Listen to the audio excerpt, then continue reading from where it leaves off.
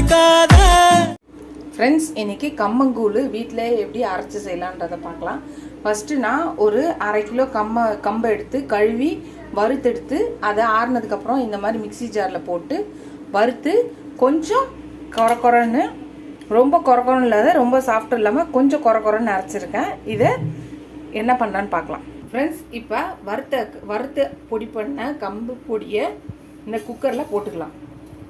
போட்டு அதுக்கு 1 class கம்புக்கு 3 class தண்ணி ஊற்றிக்கலாம்.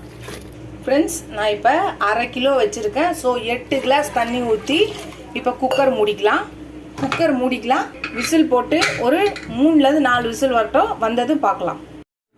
ஃப்ரெண்ட்ஸ், கம்மங்கூழ் ரெடி ஆயிடுச்சு. வேக வச்சு குக்கர்லேருந்து இறக்கியாச்சு.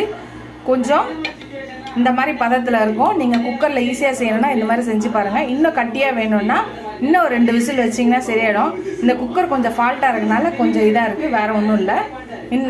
குக்கர் கரெக்டாக இருந்துச்சுன்னா இன்னும் கட்டியாக இருந்திருக்கும். கொஞ்சம் தண்ணியெல்லாம் வெளில வந்துச்சு. கேஸ்கட் சரியில்லை, அதனால தான்.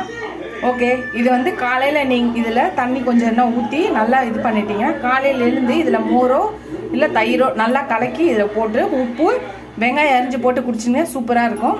இந்த வெயிலுக்கு சம்மருக்கு சூப்பரான ட்ரிங்க் இது. ஹெல்த்தியானது தான் கம்பு. சிறுதானியத்தில் ரொம்ப சிறந்தது கம்பு தான். நீங்கள் இதை வந்து ட்ரை பண்ணி பார்த்துட்டு எப்படி இருக்குன்னு சொல்லுங்கள். உங்களுக்கு இந்த வீடியோ பிடிச்சினா லைக் பண்ணுங்கள், ஷேர் பண்ணுங்கள், கமெண்ட் பண்ணுங்கள். ஃபஸ்ட் டைம் இப்போ தான் பார்க்குறீங்கன்னா சப்ஸ்கிரைப் பண்ணிட்டு பாருங்கள். ஃபுல் வீடியோ பாருங்கள். அடுத்த வீடியோவில் பார்க்கலாம். பாய்.